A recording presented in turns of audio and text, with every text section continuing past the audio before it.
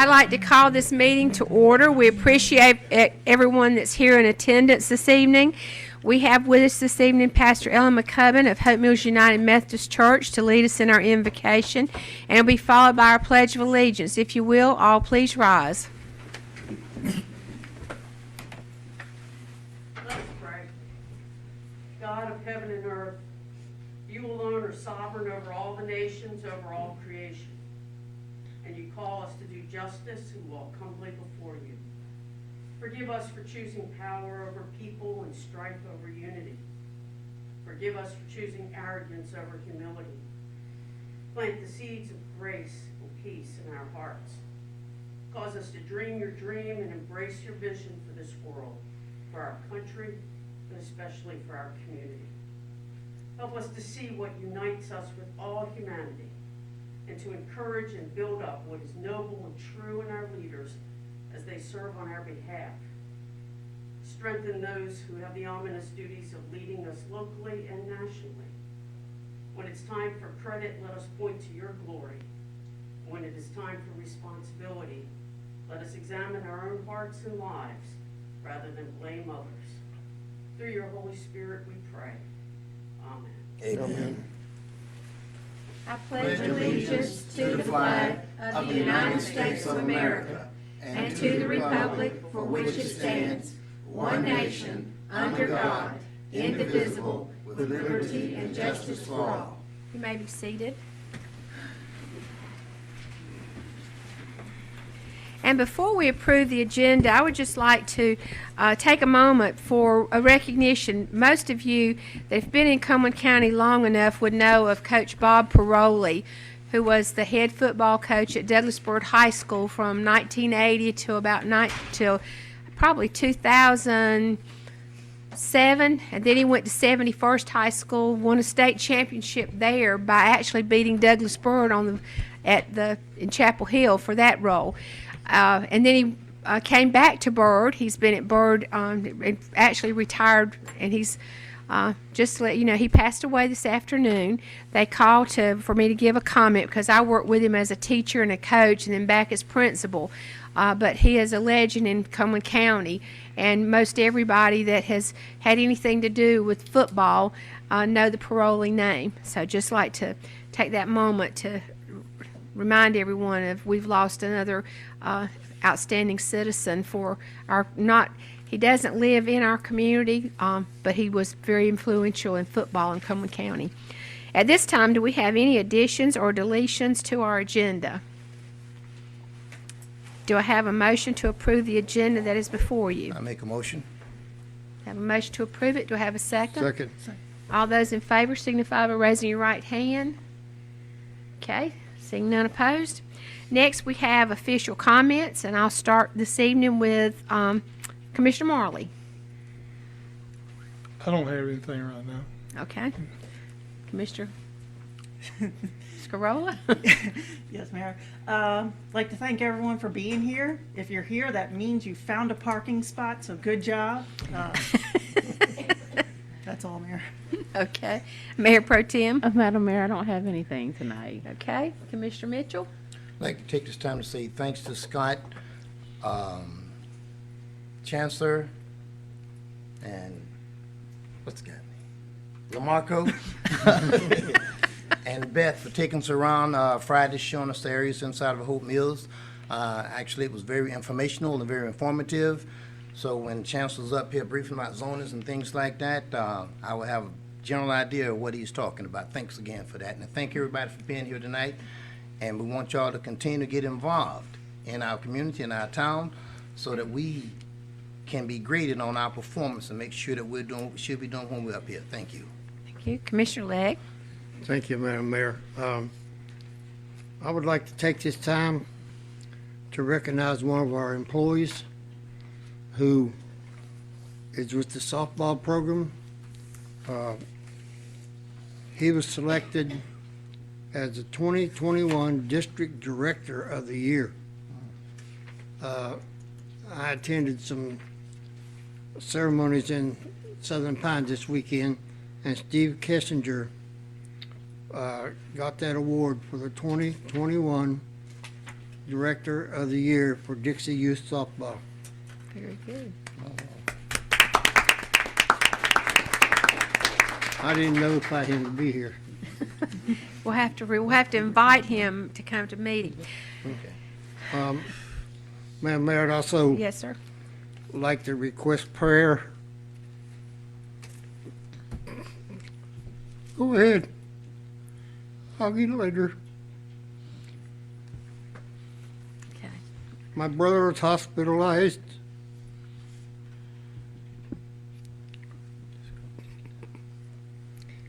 With cancer.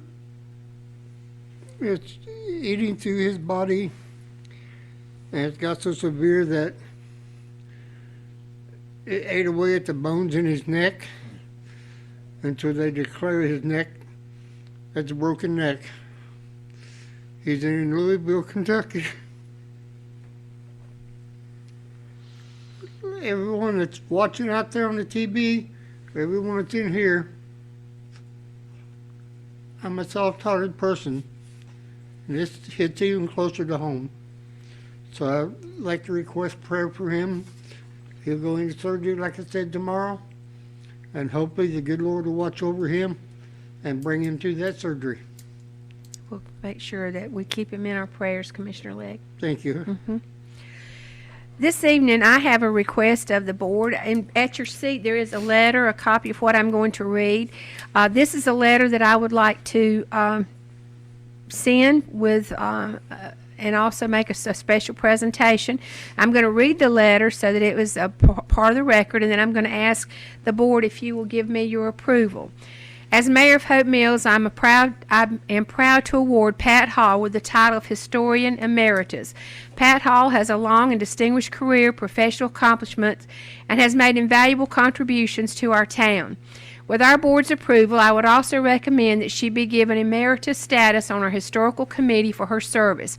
Pat Hall was a driving force on our receiving the Thomas Oakman Chapel and for leading the way for our Heritage Park and Museum. She is clearly deserving of the title Historian Emeritus. And I would like at this time to request the board if you would approve this for me, and then my letter will be the official copy, and I would like to have every commissioner to sign this if we can approve it. Do I Madam Mayor, have I'll a, make the motion that we give you the authority to finish up what you got started. thank you, sir. I have a motion. Do we have a second? A second. Have a motion and a second. All those in favor signify by raising your right hand.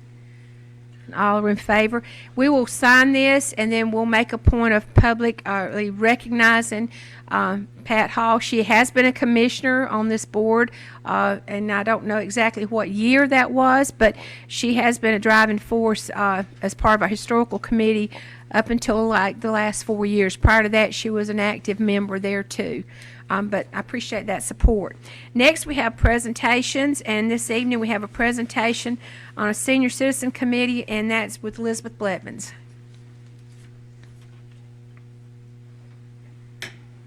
And welcome back, Commissioner Edwards. Good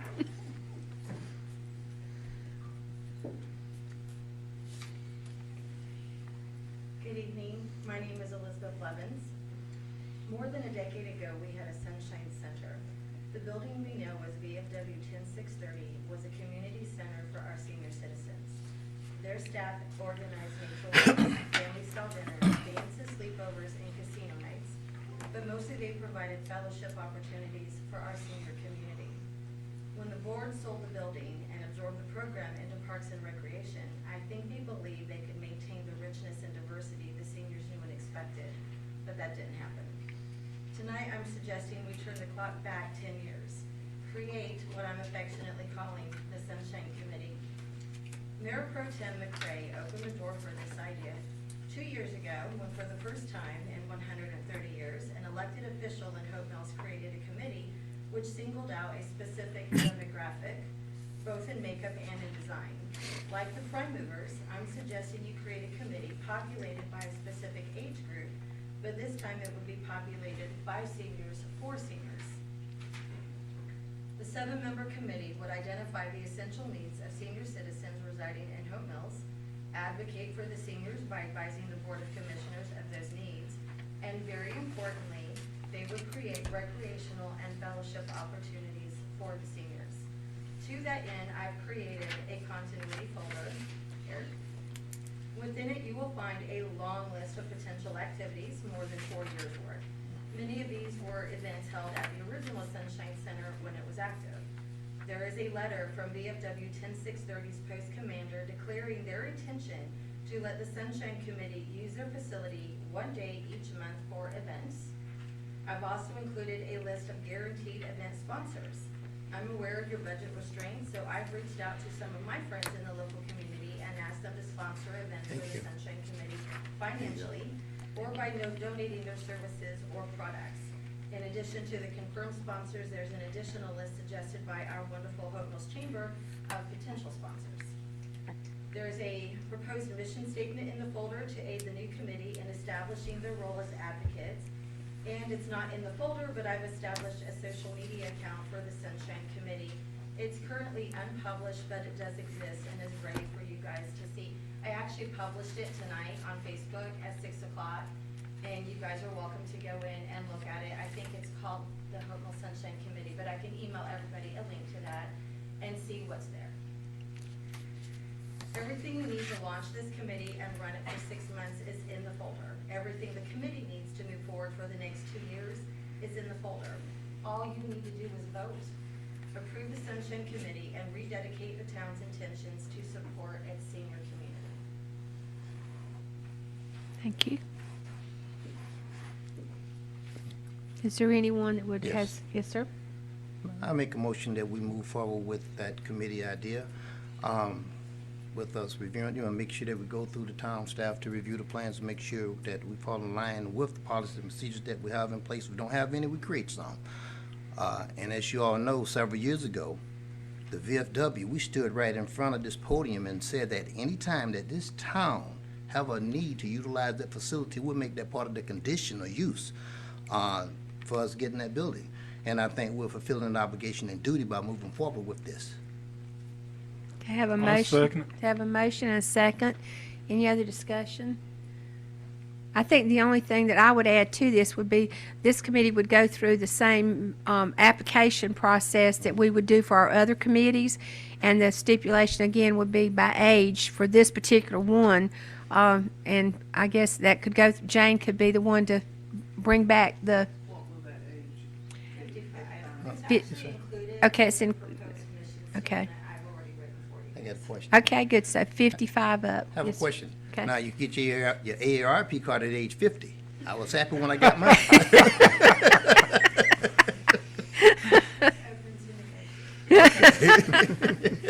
Okay, I have a motion on the floor that we proceed with this committee and that we give this to our town clerk, if that's okay with our town manager.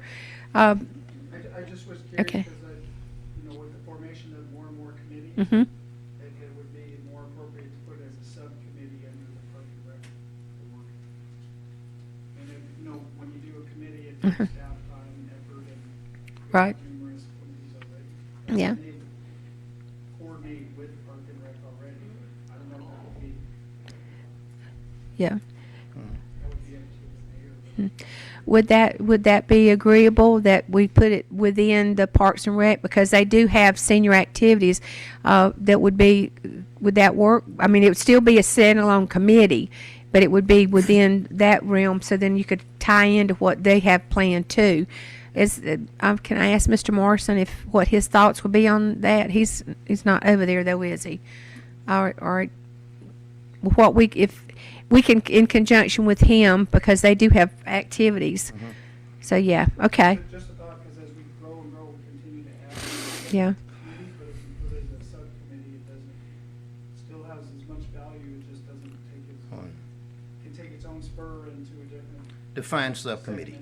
segment. When you say subcommittee, define that to me.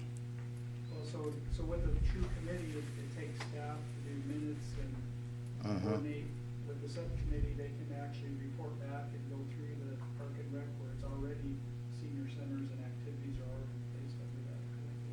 Having been on several committees, we usually have a secretary that does the minutes and the agenda. Yes. If the staff is doing it, then the committee's not doing their job in that particular case. Mhm. Just Okay, all righty. Well, we have a motion and a second on the floor. All those in favor of establishing a sunshine committee for our seniors, and we'll go through the same procedures that we do for our others committees, which would turn this over to our town clerk. All those in favor signify by raising your right hand. Seeing none opposed, thank you very much, ladies. And I guess, Miss Edwards, you're back where you started, is that right? Yes. I said you're back where you started, remember? Commissioner Edwards was the head of our senior center. So she's going back in a role that she's very familiar with as far as helping them. So thank you very much, and thank you for presentation this evening. All right, next we have no public hearings. Did we have anyone sign up for public comments? I don't think so. Public comments? None? No public comments either? All righty, thank you very much. All right, next we have our consent agenda. Is there anything that you would like moved from our consent agenda to new business, or do I have a motion to approve the consent agenda that is before you? Motion to approve. Have a motion, do I have a second? Second. A motion and a second. All those in favor signify by raising your right hand. And then I will say for our general public that from here forward, unless there's a reason not to do that, on our consent agenda will be the consideration of approval of our nominating committee recommendations. So those members that have applied for the committees, the approval was just given, and that list will be posted. All right, next we have, next item on our agenda is old business, and that's discussion and consideration of CSX requirements related to insurance and signal improvement requirements at the Johnson Street crossing and options as requested by the board on January 18th. In your packet, there is information, but I guess at this time, do we have, who would you want, Mr. Cisco, to take this, or are you going to take it, Mr. Mazzaros? I'm gonna have Don help, but we briefed you on this at the last meeting. Right. Just wanted to make sure you asked for a written summary. Okay. All righty. I'm pulling up the, It's hard because we don't have any idea where the railroad could go on the estimate. Just give us a general.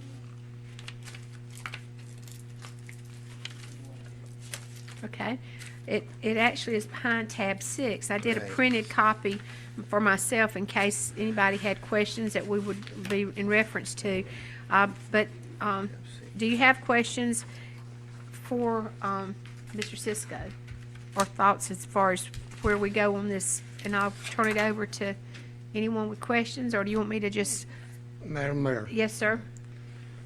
Mr. Cisco, I have some concerns about the options that were given to the town, with one of them being big money. And I want to know if the town has a recommendation, or can you elaborate on that? A recommendation of, I can't get it up on my computer, no. But, well, you got it marked too. There, it's, the cost at the end of it was gonna be high. And if the third option is desired, the town may also opt to have traffic study completed for Bullard Street and Newton Streets to determine a optional flow pattern for these streets related to the new traffic flow on Rockfish Road. Thank you, sir. It's my understanding that a street has to be so wide to be considered to be a street, and we're already a little bit short on that. Why do we need to spend this money when DOT is gonna put a sidewalk down Rockfish Road, and we don't have to worry about all these permits and railroad crossings. If somebody wants to go to Trade Street, they can walk down and go under the bypass and back out Trade Street. Anything else you can add to what I just messed up? You put a lot out there, Commissioner, so that's. Thank you. I meant to. Let's see if we can piece this together, a little bit at a time. One of the things that you had mentioned was a traffic study. That is something that personally I believe would be very beneficial to the town. Anybody that's been down Main Street along the areas of Hill and Bullard, know just how difficult it is to get in and out of those streets. And you are right, there is a minimum width for streets, not necessarily to be considered a street, but to fall within what the town has accepted as standards for a safe passageway. And that is for 2 lanes, it's 27, 13.5 feet per lane. Those streets only have a 25-foot right-of-way for the entirety of them, and they're not near their right-of-way width. So the old streets down in that area of town, right now, if you're trying to come out of Bullard Street or go into Bullard Street, for example, behind the Circle K, it's extremely difficult. There's a lot of traffic both ways. And then same way when you go on the opposite side, for whatever reason, Johnson Street at the top of the hill has a lot of traffic, people trying to bypass. When Rockfish Road is developed and made 4-lane, it's gonna be 4-lane with median sidewalk on both sides.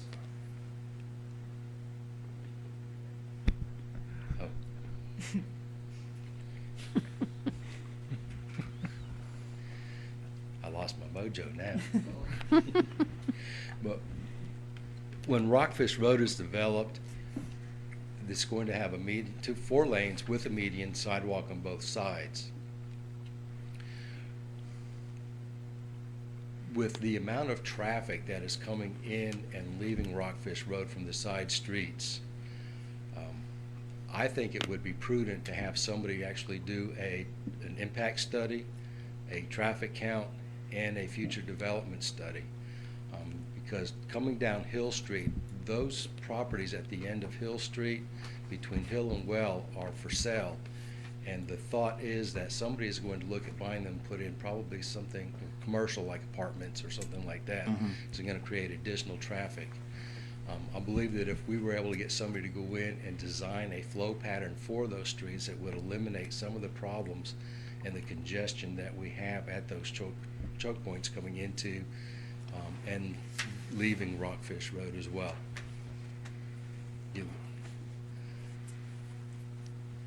Go ahead. Commissioner Mitchell looks like he's developing a question right now. Yeah, go, just keep going. Okay. He just listens well. But anyhow, that's why I wrote down about the traffic survey on there, because we have a large amount of vehicular traffic on those streets right now.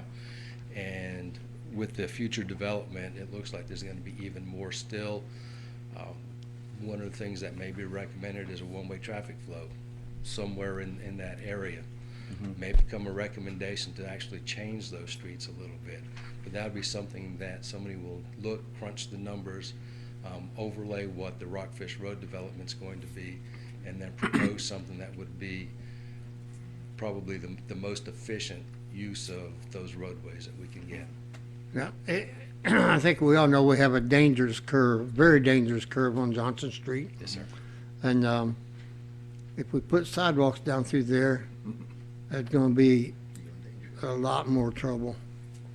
And people who want to go to Trade Street can just take a short walk down to Main Street and walk in. Yes, sir. I know it cost us a lot of money as a town that we're the stewards of our population's money flow. And I don't think that's a smart way to be looking out for the residents' money. If we spend, what was it, $50,000 or something Right. How much of that policy. would be available from Department of Transportation with our grant? I know that we've gone back to them when there's been additional costs that have created a situation where we had to pay more. So I still believe that matching piece would fit for this too, because of that. Well, the numbers that you have in front of you that I've put down, I'm gonna go, that $1,215 for insurance is if the League of Municipalities covers it and the CSX Railroad agrees to that, and that's one of the caveats that you have for the insurance. If not, then we would fall under the railroad's insurance umbrella policy at $3,000 to $4,000. The $24,216 for the flagger is our portion. And then you can anticipate the 1st of July, when their new budget comes out, that's going to increase by several $1,000s as well, would be my anticipation. $30,000 is the minimum charge Right. that they mentioned to us about changing the signals, and we won't have any idea of a cost or the amount of work for the signals until a determination is made on what we're going to do with the streets. One thing that I didn't mention last time is that the width of those streets, and Mr. Legg brought it up, right there at the railroad crossing is only 25 feet. So that does not make Right. 2 lanes, let alone put a sidewalk there. So if Right. we were going to make it per town standard, we would have to purchase licensing from the railroad in perpetuity in order to make that wide enough, which would be an additional cost for, like I said, in perpetuity. Madam Mayor? Yes, sir. And while you was talking, I was just thinking about you saying the study and visualizing Johnson Street. Isn't some of that land that will have to be purchased is it private property? No. Don't have to- So now. One of the things we had done when we looked at that in order to try to make it work is the right-of-way and access easements along that roadway corridor. Historically, there are no good easement documents for there. So there is and I don't remember the exact term of it, but there's a way that you go, and if an area is used as a roadway historically, then It's that easement. is the historic use of it. Right. And that's what DOT goes by. Easement law. So in order to make this project work, because we didn't have an actual delineated right-of-way, we were gonna use the existing roadway, do everything within the footprint of the existing asphalt, and that's why we were looking at doing a one-way street down Johnson Street and then a one-way uphill street in order to help traffic flow in that area. But we weren't gonna be able to keep Johnson Street a two-way street if we were gonna do curb and gutter, a sidewalk, and then we didn't have enough room to put 2 lanes of traffic there. Madam Mayor, I have a question. Yes. Now, I know for the longest time, because that's like right, I live in Brightmoor subdivision, so that is right by my neighborhood. Johnson Street had a speed limit sign. It was never hooked up. I mean, so I'm assuming we were going to do some kind of traffic study on there and never did it? You're talking at the bottom of the hill? Yeah. And that's a function of the police department, so I can't talk smart Okay. about that. But that, and again, I'm not absolutely smart on the police's Right. role in that, but that would not be a traffic study instrument. Okay, I kind of get what, didn't even hit the microphone, going along with what Commissioner Legg was saying about that curb. I mean, I don't know how many times, if I wasn't driving my Jeep, I was gonna get hit on it because people just whip around that. And to have a sidewalk there and 2 by train tracks, I just think it's, deadly. I don't know. That's all I got, Mayor. Okay.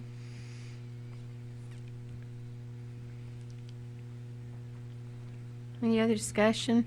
I'm looking at the multimodal congestion plan that was done in 2018, because there was, part of that was where we used this plan in preparation for the Main Street grant that we received.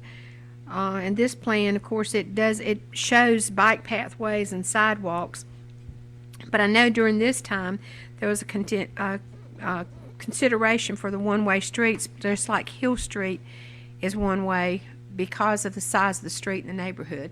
That's the reason Hill Street, you couldn't, safely, two cars can't pass. I mean, they can, they've seen it happen, but that's the reason Hill Street was one-way, is to make it safer. So that was the thought with, if you reduced two-way traffic on Johnson, that what would happen is even that negotiating that curve would be made easier because you wouldn't be dealing with a car head-on.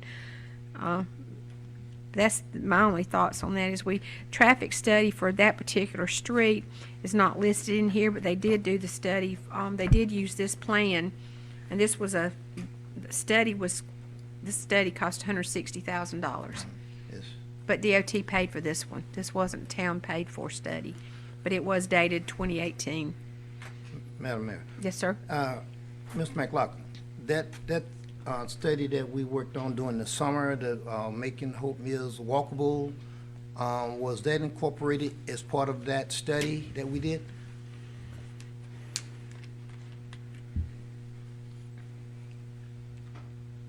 I think you're talking about the current study we're doing. That Right. was done after this particular sidewalk was greenlit, but Mayor Warner did point out that the Southwest Plan and the Congestion mitigation plan were used as justifications on why we chose the sidewalk route, because in the Southwest Plan it was really about making pedestrian connectivity towards Trade Street.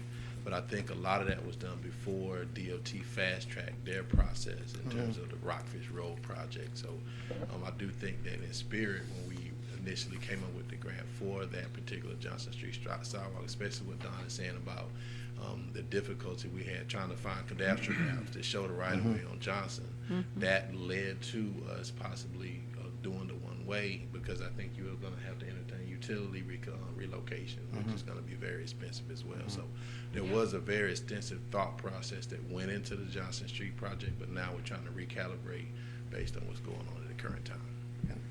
And not to hold your feet to the fire or anything, but if we say, go ahead with the project right now, and let's say from birth to death, you familiar with that term? In the ballpark, out the ballpark, doesn't matter, what would it probably cost us? Just a rough guess. I don't want, not gonna hold you to it, but I mean, you have to put, like someone, I was talking to somebody the other day, they said, I'm telling you right now, it takes dollars, really. Okay, and that's something you have to look at. You have to look at the cost. Engineering, WAG, $60,000 to $70,000 total. Because they're also your project managers for something like this. They're not every day on site, but they still have oversight of it, and they do things like your bid process and stuff like that. Construction, I think we had construction down at about 300 and some change. 300. And then the railroad has been the wild card in all this. When we first started, the CSX does not do a lot of their contract and construction administration. They actually contract it out. When we first started this project, there was a company called Arcadis that was their contract manager for this area. And they were the ones that had greenlit the project as written. CSX changed, and the new, and I can't think of their name, but there's a new management team out of New Orleans, and they're the ones that came back and said that we needed to do the signalization. We needed to look at the roadways because of the road widths with the sidewalks. Everything that, the insurance, they're the ones that actually took the insurance submission that we had sent to the first one and was accepted and denied it. So we're, reinventing the wheel is probably not the best term to use, but, since they've come on board, we've been reinventing a lot of things with this project. And I just looking at the numbers, so we're looking at roughly about 400 plus ballpark. Yes, sir. Yeah. Mayor, Yes, sir. excuse me. I guess two questions first one would be, has anyone, like the mayor said, has has anyone reached out to anybody to find out if there's any more monies available for that, for this? Well, DOT was involved in our conversation, but it's not a DOT road, so it's, you know what, it's like, you know, a lot of the roads we get bugged about are not in the town limits, so why would you stick town funds into projects that are not our roadways? That's kind of the issue with asking DOT, they may have funds, but they're not their roadways. It's kind of a hard ask, but it's not to say that they couldn't pony up some money. So I guess my second question is, the way I'm reading this on the third option to discontinue the sidewalk project. So if we discontinue the sidewalk project, that's the portion going down, turning and going down Johnson Street? Yes, sir. Feed from Rockfish Road, Johnson Street to Trade. But you said when they do the road project, they're gonna put a sidewalk from where? From Rockfish, from Main Street to where? To Gulfview. So from Gulfview to Main Street, There's gonna be a sidewalk. and on that'll both tie sides of into the street. sidewalk that's there now? Yes, sir.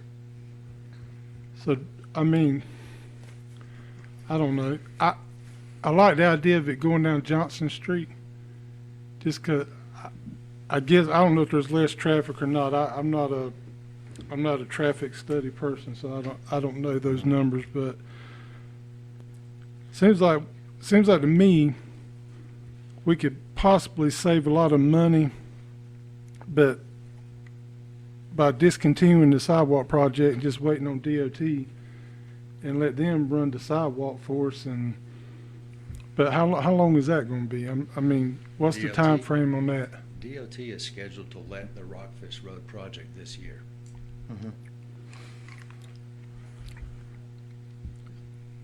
I think one of the things to keep in mind that Don brought up last time was PWC has water, Yes. sewer infrastructure in this area, Yes, sir. correct? So Yes. there may be an ability to partner with the roadway with repaving.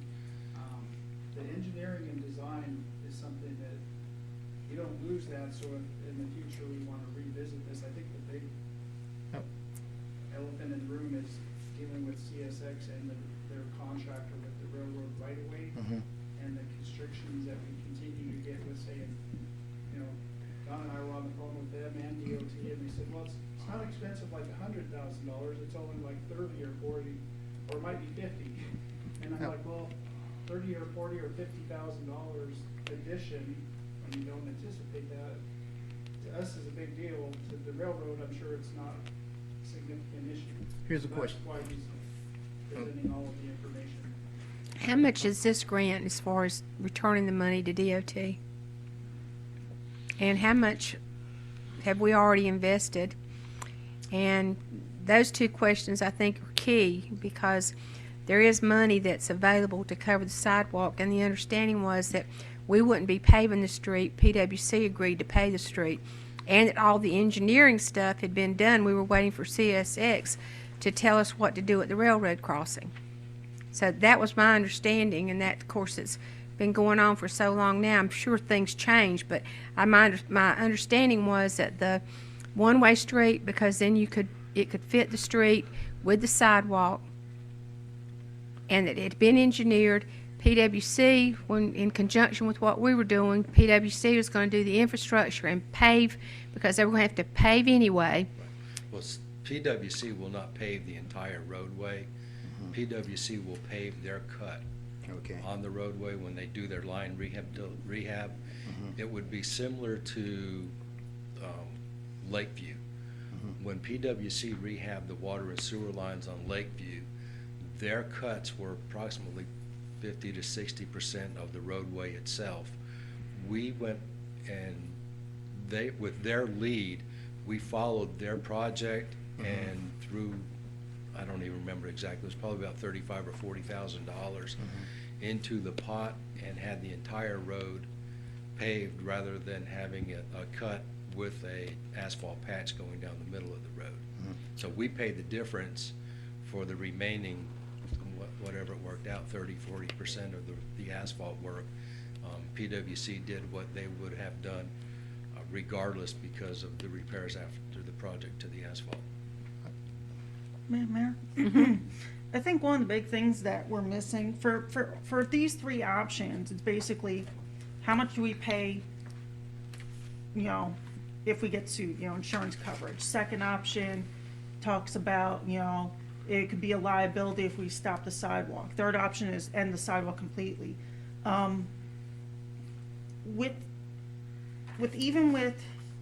Even if we were to get the sidewalk there, and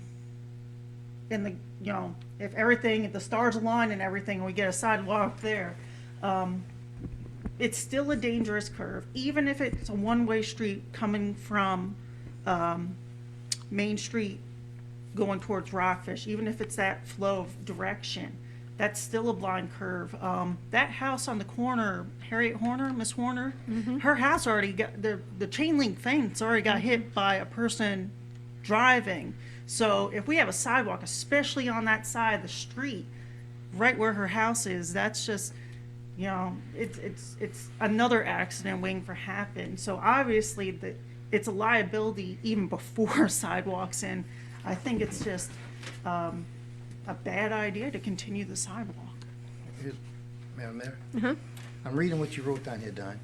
And yes, the word potential, possibility, secondary partner to help pay the difference for the project. Now, with that statement, that means that the project will remain alive even if we discontinue it, if we revisit it. Break that down for me.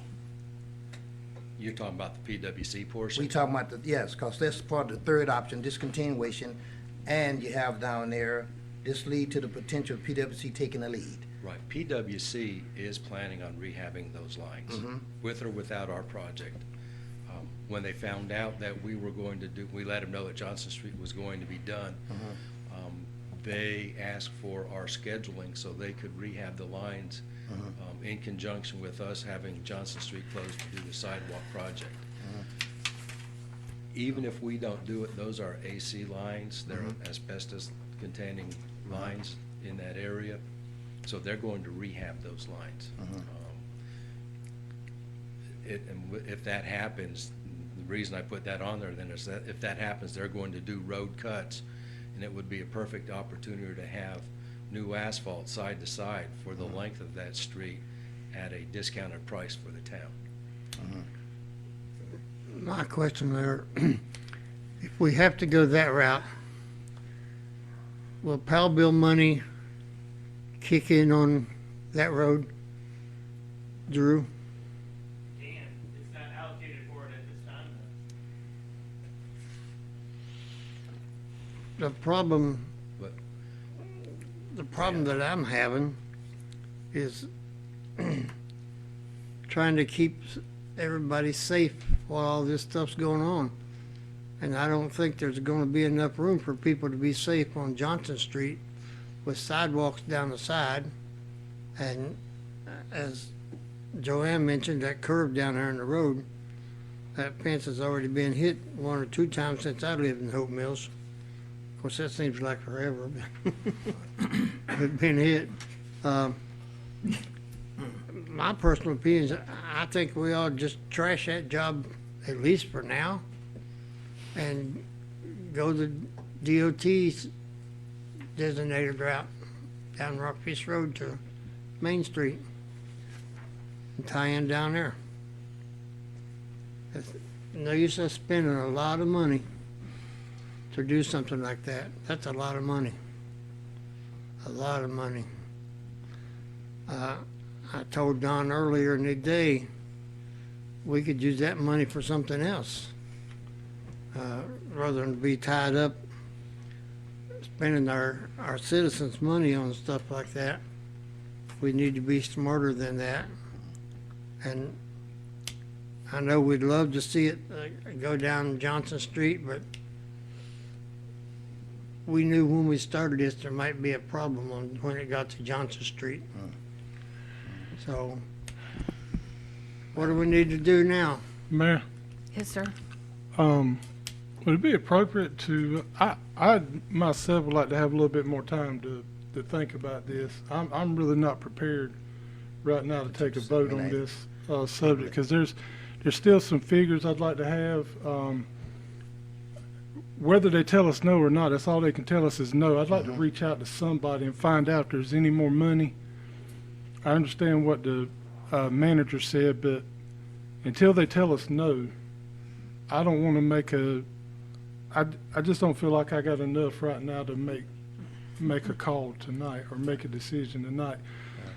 If you'll tell me how to, I'll put that in the form of a motion to postpone this discussion or whatever we need to do. Table. Just make a motion to table this.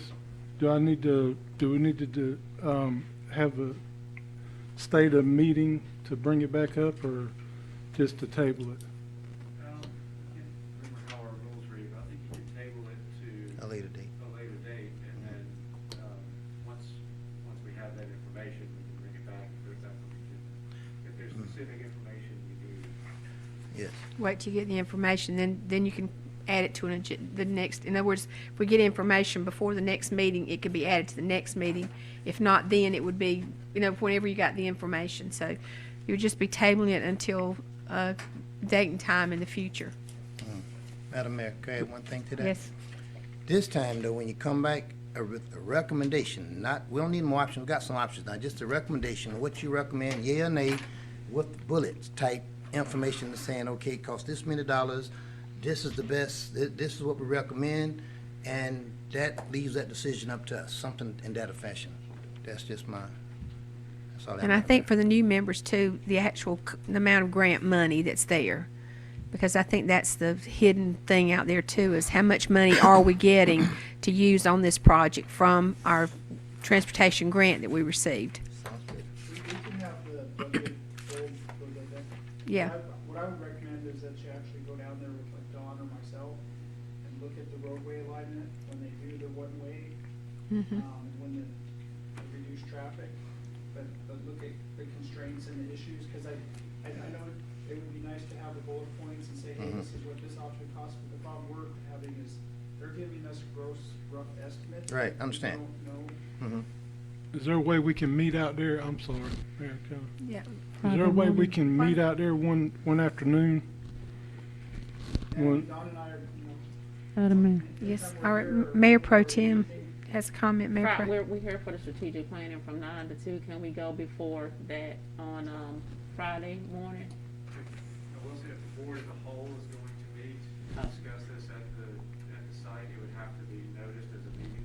No problem. The gathering of the public body to discuss public business, so the Yes. other option would be to meet in groups, smaller groups that do not constitute a forum. Nah, I'm good. And then if you divide that up, because I do think it could, pose a safety issue if you have people coming to observe. So I think if you do it in smaller groups on multiple occasions, then it avoids obedience issues. Okay. I'm Maybe sorry. we can figure out a way of setting that up before we do our actual next meeting, so we could set that up, something so that we'd have a plan on how we could go down and look at it also, as far as a close-up look. So we have a motion on the floor to table this until such time and date in the future that we get more information. We have a second. All those, any more discussion? All those in favor signify by raising your right hand. Seeing none opposed. So we've tabled this until, Commissioner Mitchell. So we'll have, this will be tabled until such time as we have more information, and we'll set the time and date at that time. Thank you. Thank you, Mr. Cisco. All righty. Next thing on the agenda is new business, and this is Development 002-22. It's consideration of the Circle K on Elkin Legion Road, CIP site plan review, Hope Mill zoning ordinance, zone CIP, acreage 2.5 plus or minus, located at 4173 Legion Road. It's submitted by Circle K Stores developer and Bowman Engineer. And I'll turn this over to Mr. McLaughlin. Hello, Madam Mayor, Board of Commissioners. As stated, this is case DV 002-22, and it's a development review request under the C1P Plan Local Business District. Excuse me, Madam Mayor, is that mic on? It's on. Can you guys hear me? I'll talk loud. I mean, I got my voice anyway. As it relates to the background information, this property was rezoned to the C1P district on March 15th, 2021 of last year, but they never came in for the official site plan approval, which is what they have before you this evening. This was just a straight rezoning to get the property under commercial designation. It's currently addressed as 4173 Legion Road. The proposed parcel is an assemblage of 3 parcels, and the total size is 2.51 acres. It's located in a commercial node, if you recall, across from Legion Road at the other intersection of Legion and Elk. You just approved at the last board meeting the lube, I think at 2 meetings before, the lube, oil lube rezoning. The applicant is proposing if you remember the Circle K right at the end of this street on Main and Rockfish, and the Circle K on Cumberland and Main, this is their new model. It's a 5,200 square foot Circle K gas station.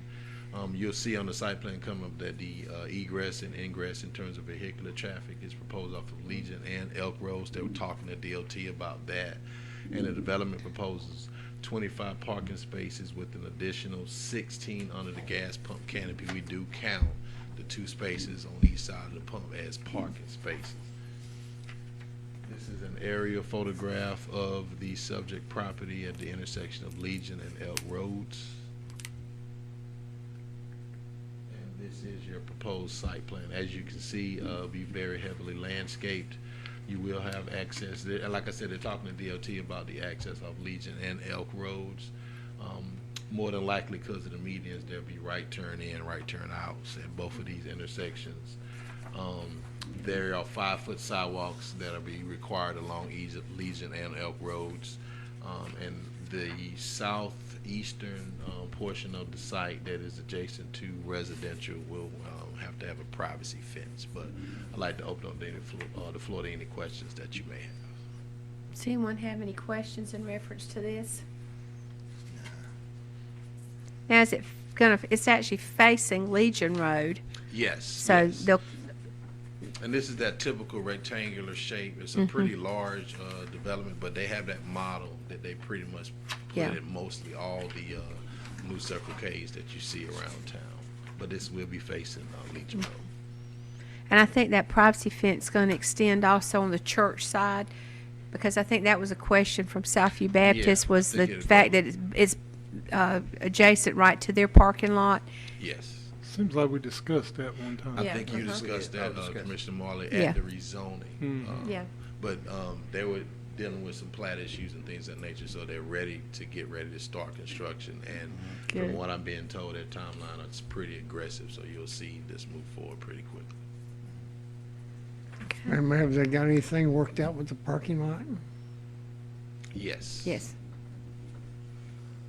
Is that a negative or a positive? That's a positive. Yeah. Everything we see right here, I think they meet the parking requirement at 25, but as I stated earlier, if you see this area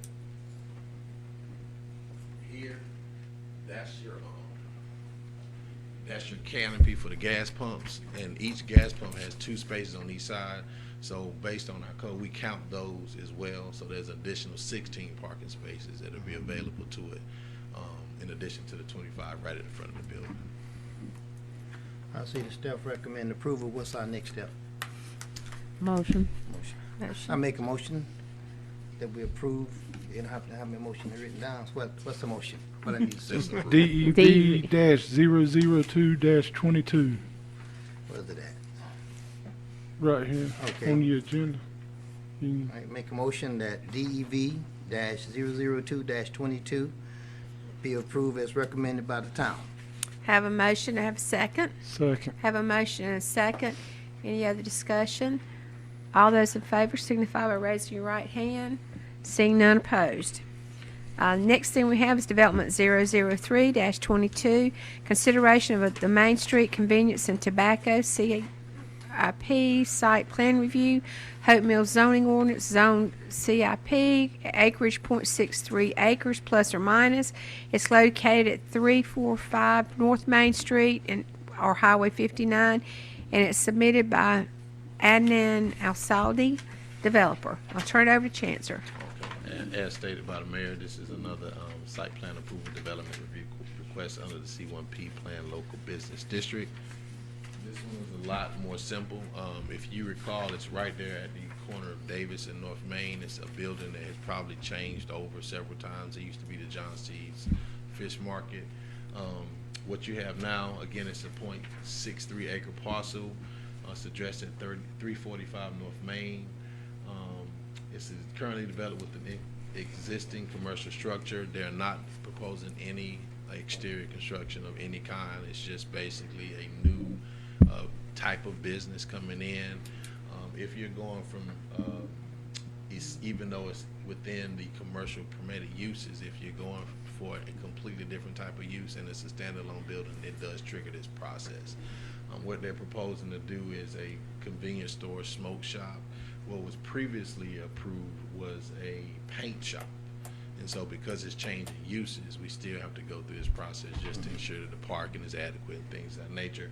Nothing is going to change with the egress and ingress. And like I said, there's no exterior changes that'll be done. I'm not even sure if they're going to paint the outside. I got a question for you. Yes. Don't mean to interrupt you, Mayor, can I? Sure.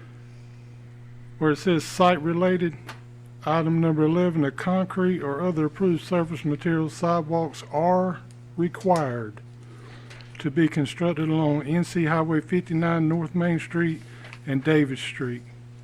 So are they gonna put sidewalks That's in? probably not correct, and that will correct that, because if you recall, we passed the ordinance where we set thresholds. If you recall, it was about 2 years ago, we had certain businesses that were just coming in to these type of establishments where they're not doing any major construction or doing any major renovations, and we set a threshold because requiring sidewalks for those small mom and pop operations are pretty much killing the project.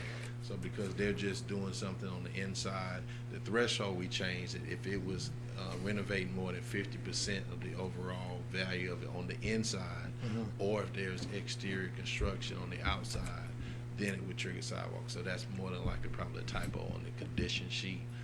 I'll confirm that, but I can probably safely say on record that those sidewalks will not be required as a result of what they're proposing. Madam Mayor, I have a question. Yes, Commissioner Mitchell, I think isn't that the same sidewalk area where we have the Same. VFW sign? Is that gonna be an issue with that?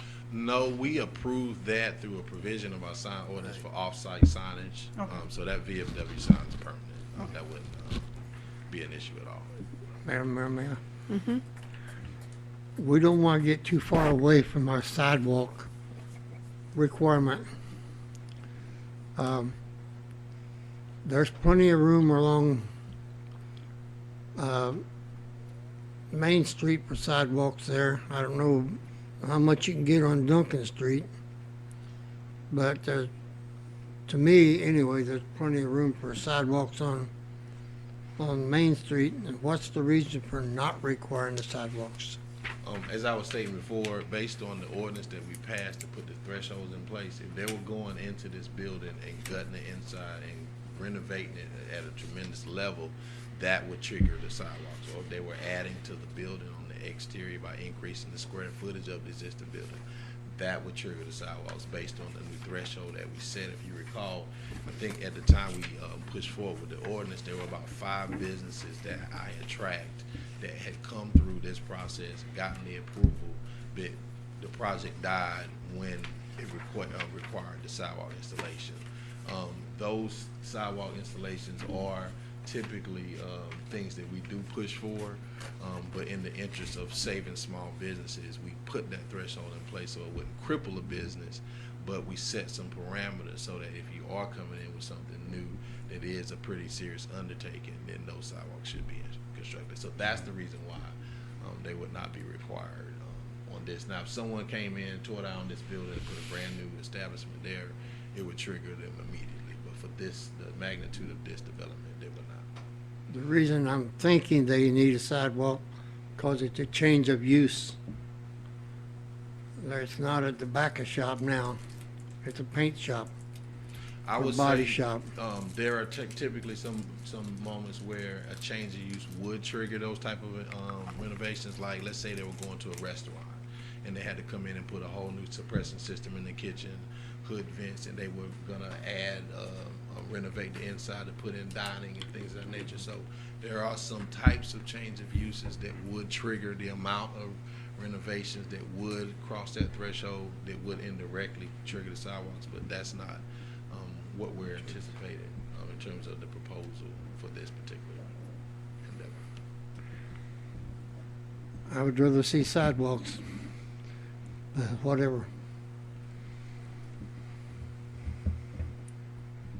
Fought for a long time to get sidewalks, some of them on both sides of the street. They coming. They coming. The current ordinance in place, part it out, we probably can't. Unless we change that ordinance. Our ordinance says it does or it doesn't. What Chancellor was just saying is our current ordinance, the way it reads, is this would not trigger Sidewalks. We would need to change that ordinance if we wanted to require it. Okay, and we have to be careful with that. Cause it's not changing construction, Right. it's just changing, yeah. They're just basically coming inside, but because the type of development, it does trigger this process, but the level of construction they're doing does not trigger the sidewalk. Okay. The only, Mayor, just to clarify, the only reason why I asked was when I was reading the It was in the conditional condition sheet, yeah. approval sheet, it was listed on there, and I just wanted to clarify. Good So, question. Understood. Madam Mayor, I make a motion Okay, to approve case number ZEB 003-22. I have a motion. Do I have a second? Second. I have a motion and a second. Are there any other discussion or questions for Mr. McLaughlin? If not, all those in favor signify by raising your right hand. All those opposed? Mr. Mayor, I'm going to oppose Okay. it because I fought for years to get sidewalks. Okay, Understood. 4-1. One Okay. thing I like to kind of broach you guys with the conversation before I sit down. When we come to the board seeking approval for these types of projects, if they're not public hearing agenda items, most of these site plan approvals are almost like, I wouldn't say rubber stamp projects, but I would like to see if you guys would be open to possibly pursuing consent agenda items for some of these. Under those scenarios, you're still getting the full packet, site plan, staff report, and the whole nine, but it's in your packet as a consent agenda item. Typically, under those circumstances, if you do have some serious questions about sidewalks, you have the option of pulling it from the consent agenda when you're setting the meeting. But in the interest of time with some of these, if you guys are interested, I would like to explore possibly putting some of these on the consent agenda. That's not something. I'm good with that. Yeah, I'm good with I like that. that. All right, thank you. Okay, thank Do you, we sir. need to put that When you put that in to a motion? motion Are or we good? anything? or Consensus. We're good? Consensus is fine. All right. Okay, consensus. Okay, Okay, then. thank you. You can, like you said, you can always. We've already voted on Yeah. that. Jerry said he okay too with it. All right, the next thing on our agenda, we have reports and information. Does anyone have any questions for our town manager in reference to the manager's report? Yeah, let me, just get- Okay, okay, is there anything you'd like to add? So today, our staff met with the roofing contractor and our architect. Today's the first day they could work on the roof with all the materials. They know it's raining. They should have that sealed and closed in within 2 weeks of dry conditions. Mhm. And then, of course, once they do that, they'll have to bring a crane, put the metal up and all that for the roof. But we should be dried in pretty well within about 3 weeks. I did have the chief here. I would ask if you don't mind if he gives a short, brief update on the, some millstone area issues that he's been working on. Okay. If that's okay with you? That's okay, yes. Yes, please do. Ooh. Love to get information. Thanks, Chief. So I know the mayor got an email from a concerned citizen, and I told Ms. Pizarros that prior to that, we had some issues up there over the last few weeks, actually, since I've been there. Since I've been here, it's brought to my attention of what a problem it's been. We had one of our officers assaulted and punched in the face there a week prior to your email. And then Goodness. some complaints from the owner of the shopping center as well as the manager of the movie theater. So I did meet with both of them, Mr. Bradford, who owns that shopping center there, as well as the manager of the Millstone Theater, and we collaborated and came up with a plan.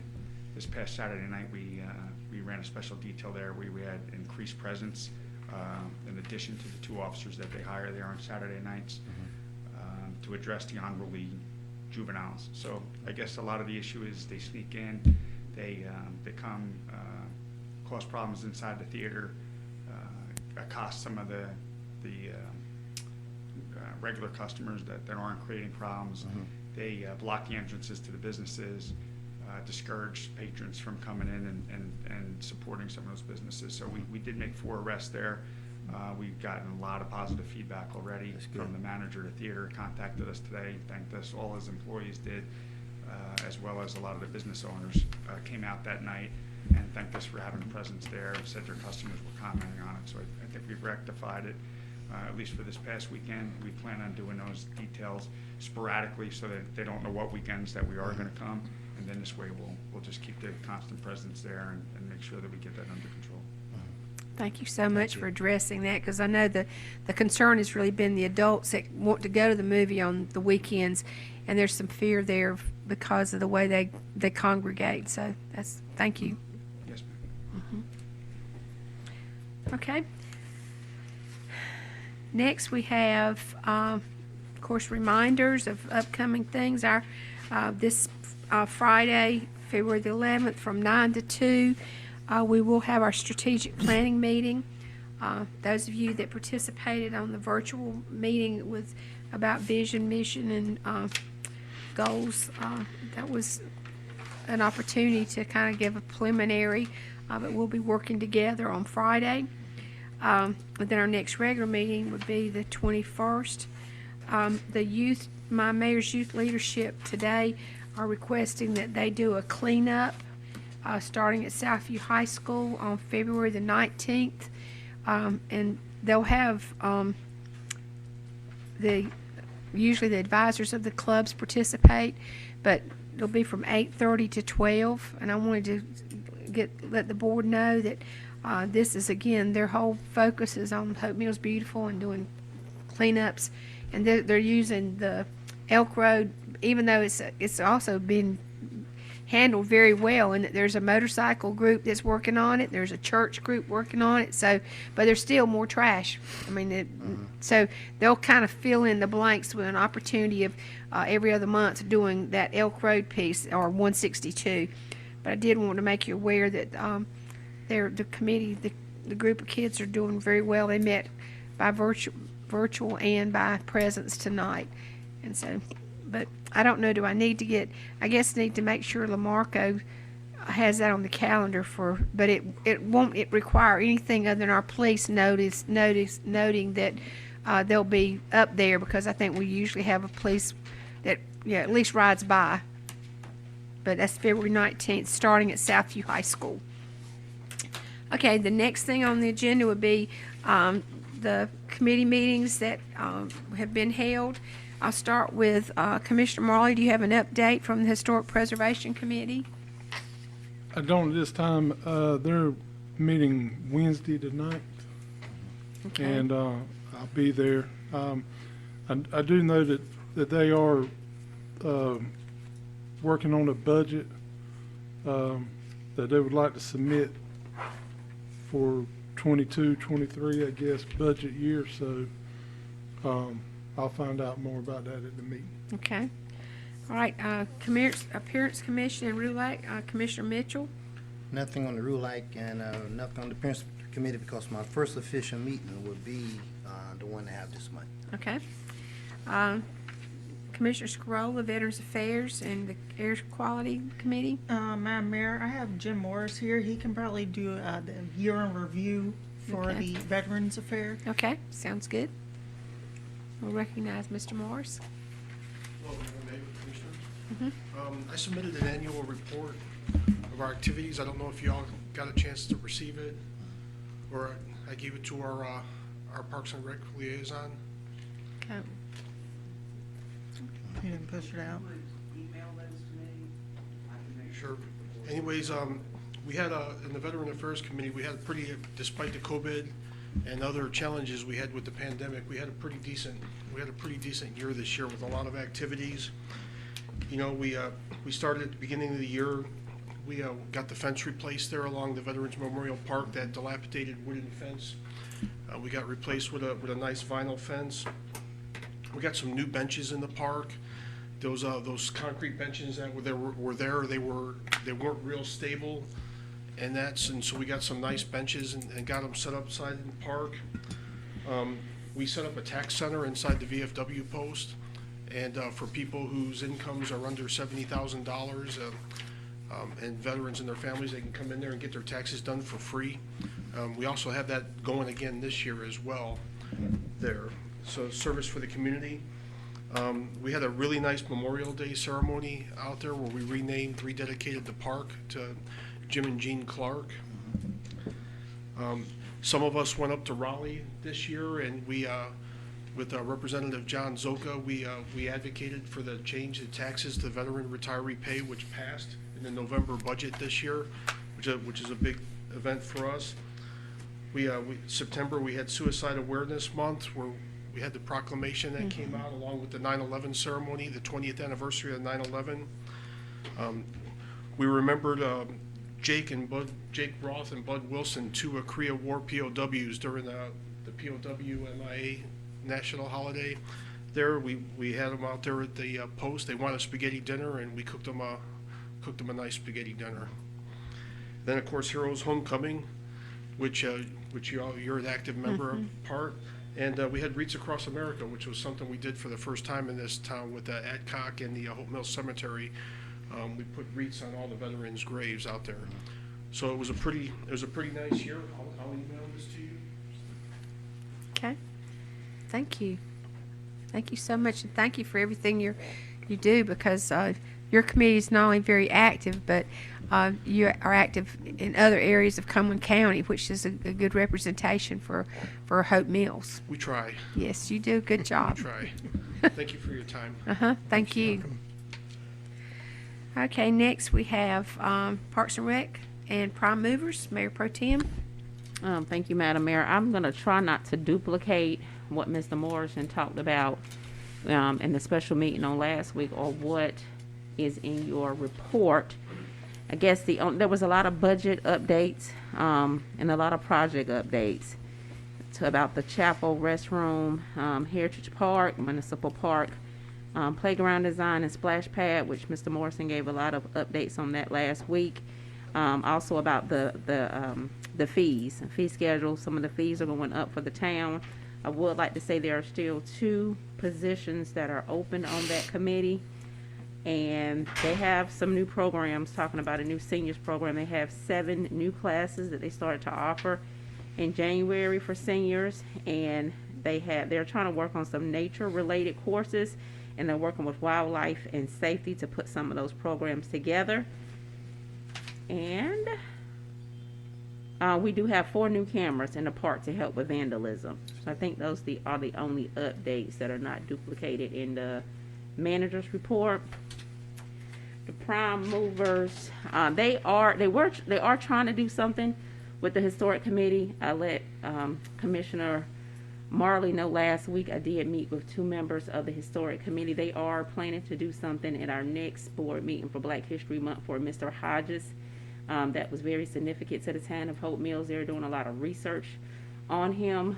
They are also going to work with the Prime Movers about putting a story walk and some information about about people that they have chosen to represent for Black History Month around the walking trail outside the town hall, and they are going to dedicate 2 of those areas for Mr. Hodges that they're doing the presentation for. So I'll be emailing the clerk about a presentation and a proclamation for that. And they are also teaming up with a group in Fayetteville on February 23rd for We Run as One. It is for the Ahmaud Arbery, around the anniversary of when he was killed. So they are teaming together to do that and getting some marketing information to give out during that run, and some snacks for people to know more about who they are. They are also working on a budget. They plan on doing a forum with women in the community for Women's History Month. And they are also doing something for Valentine's for seniors. From my understanding, they plan to meet Friday. We'll be at our strategic planning meeting, but they are meeting Friday to try to go to some of those nursing homes in the community and give out some Valentine's Day cards to our seniors. And I think that's pretty much it for right now. Okay. Well, my Mayor's Youth Leadership Committee met this evening.